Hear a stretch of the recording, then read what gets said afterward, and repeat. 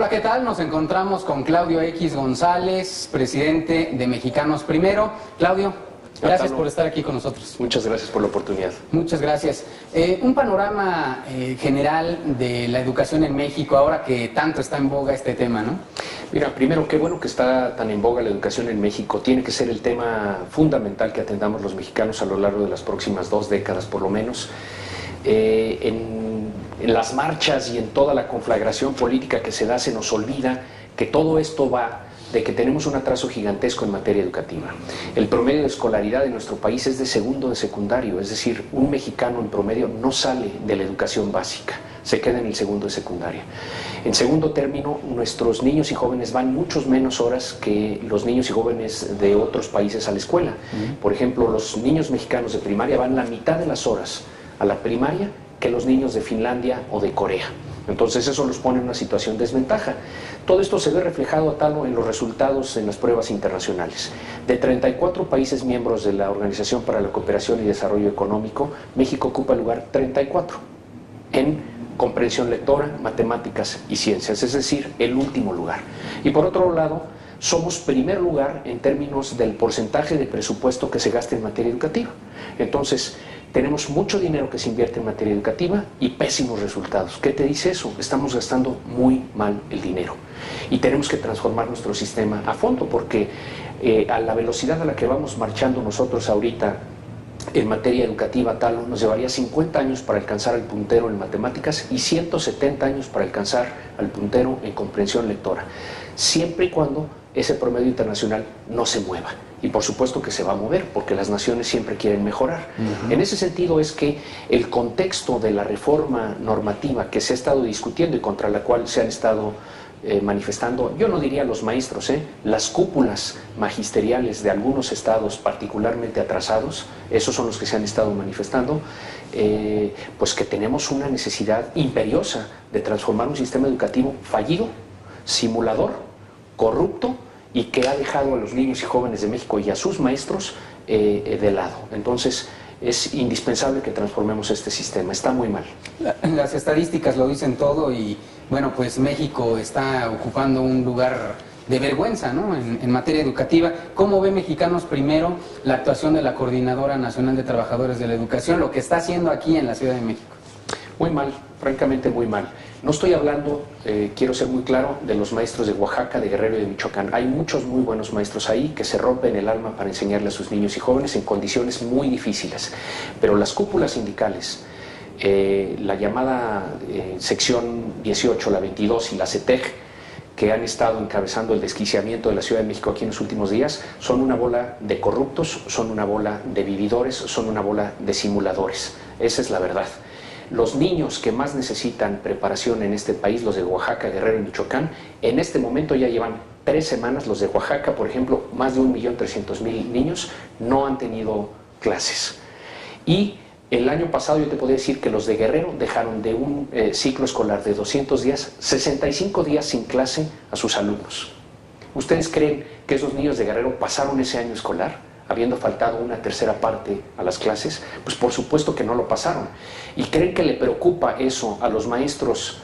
Bueno, a los maestros sí, pero a las cúpulas sindicales de Guerrero, Oaxaca y Michoacán, pues claro que no les preocupa. Lo que les preocupan son sus prebendas. Ellos quieren plazas automáticas, ellos quieren seguir heredando y vendiendo plazas, ellos quieren seguir corrompiendo el presupuesto educativo. Entonces luego no hay baños, no hay pizarrones, no hay ventanas en las escuelas, pero eso sí, cúpulas sindicales ricas, maestros pobres, escuelas pobres. Eso no tiene lógica, ¿no? Son una bola de corruptos, vividores, que vienen de una era del pasado y ahora nos quieren desquiciar la ciudad porque quieren seguir manteniendo las prebendas de adultos. Está muy mal, tenemos que dejar ese México atrás. La reforma educativa y las leyes secundarias ya aprobadas por el Congreso de la Unión, ¿son la panacea para la educación? No, por supuesto que no son la panacea, pero son un paso realmente muy importante. Es la reforma normativa en materia educativa más importante en muchas décadas. Quizá la más importante en la historia de México, la verdad. Entonces, hay que reconocer eso. No son perfectas, hay que hacer muchas cosas más, además de esas reformas normativas. Entre otras cosas, implementar esa reforma normativa. ¿Se está combatiendo de manera correcta desde el punto de vista de Mexicanos Primero, Claudio, la deserción escolar? No, Atalo, ojalá la reforma ayude en ese sentido, pero no, tenemos que tener muchos más recursos, por ejemplo, para programas de becas, de apoyos económicos a las familias, de modo que no se vean presionados económicamente a que sus hijos dejen las escuelas, a que los niños tengan que salir a trabajar para compensar, digamos, la falta de ingresos en las familias. Eso es fundamental. Y luego, sobre todo, tiene que tener sentido la educación, sobre todo secundaria y preparatoria, que es donde la deserción es masiva en el país. Tiene que tenerle sentido a los adolescentes. Y eso solo lo vamos a lograr si existen muy buenos maestros y muy buenos directivos escolares. Y de eso va la reforma. La reforma lo que busca es cambiar los incentivos para que tengamos mejores maestros, mejores directores y mejores supervisores en este país. Que ya no sea una consideración política, una consideración de compadrazgo sindical, una consideración de cochupo y de corrupción, la que determine quién es un maestro bien pagado. Que lo determine la evaluación correcta, neutra, pero también rigurosa de la labor de los maestros. Si tú haces muy bien tu trabajo, subes. Si no haces bien tu trabajo, se te capacita. Si de plano no das una, pues tienes que dejar el salón, porque de otro modo, ¿a quién te llevas entre las patas? Te llevas a los niños y jóvenes entre las patas. Y ya atropellamos a muchas generaciones de niños y jóvenes mexicanos. ¿Cuál sería una solución para tratar de apaciguar los ánimos de la gente en este momento? Es difícil a lo mejor tomar una decisión desde un gobierno local o federal, enviarles a los policías, a los granaderos, puede ser catastrófico incluso, ¿no? Mira, nosotros nunca hemos estado a favor de una medida dura o represiva, no. Pero tampoco podemos permitir que se esté quebrantando la ley con total impunidad. Esa es la escena de un país invadido, ¿no? Cuando sus poderes andan moviéndose para aquí y para allá. Bueno, pues a mí me trae a la mente a Benito Juárez corriendo por todo México para evitar a los franceses. No es posible, por Dios santo. ¿Cómo fueron a permitir eso en Secretaría de Gobernación? ¿Cómo fueron a permitir eso en la Jefatura de Gobierno del Distrito Federal? Se han visto muy mal, y hay mucho reclamo de la ciudadanía para tanto el gobierno federal como para el gobierno local. Y también para los gobiernos de Guerrero, Oaxaca y Michoacán, bola de timoratos, bola híjole, son unas marionetas de las secciones sindicales, y eso es un tema de oprobio. La verdad, no podemos permitir que en México tener autoridades así. Así es. Bueno, hablando de tratar de mejorar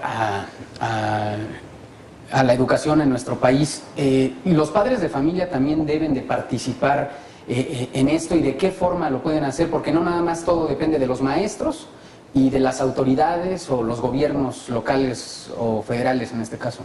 Todos tenemos a tal responsabilidades muy grandes en materia educativa. Este es un tema de todos. Aquí no se trata de echar culpas, sino de encontrar responsables de mejorar la calidad educativa en nuestro país. Y ahí hay responsabilidades para el gobierno federal, para los gobiernos locales, para los gobiernos municipales, para los maestros, para los directores, para los supervisores, y muy fundamentalmente también para los padres de familia y los ciudadanos. Es fundamental que nos metamos. La escuela solo es pública cuando es de todos. La escuela pública no quiere decir que sea de gobierno, es distinto, ¿no? Yo cuando escucho a una mamá que dice, mi hijo va a una escuela de gobierno, bueno, es del gobierno, es de ellos. No, es una escuela pública, es de todos nosotros, todos nos involucramos para que en esa comunidad escolar se pueda dar el aprendizaje que necesitan nuestros niños y jóvenes para hacerse de todas las posibilidades que ofrece el siglo XXI. Estuvo bien que el Bester Gordillo haya sido detenida. ¿En qué ayudó a que el sindicato pueda ir mejorando, aceptando, ya acercándose al gobierno y estar más proclive a la aprobación de la reforma educativa? Pues mira, ya los jueces dictaminarán qué sucede en el caso de la maestra Gordillo. Yo creo que por lo que hemos conocido los ciudadanos parece ser bastante evidente, patente y abusivo la corrupción que cundía en esa cúpula sindical, como corren en las cúpulas sindicales magisteriales en el país, y no entre los maestros, pero entre las cúpulas, por supuesto. No, pues es una corrupción del sistema, y no es una cuestión simbólica de una persona, es todo el sistema el que falla. Claudio, por último, nos trajiste esta información, nos hiciste a favor de traer esta información que se está difundiendo. ¿De qué trata? Platícanos, por favor, y dónde lo están distribuyendo. Bueno, esto lo hemos distribuido en varios medios de circulación nacional y también en las redes electrónicas. Sobre todo esto estaba en el contexto de la discusión de la legislación secundaria, cuando estaba atorada ahí en el Congreso. Afortunadamente ya pasó, pero lo que dice el desplegado es ni un paso atrás en la legislación secundaria. ¿Lo quieren parar quiénes? Quienes quieren que las cosas se queden como siempre han estado. ¿Cómo están las cosas? Trágicamente mal. Tenemos que cambiar las cosas, por Dios.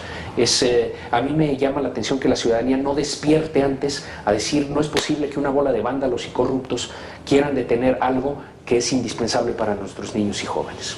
Claudio, te agradezco mucho. Atalo, muchas gracias. Gracias.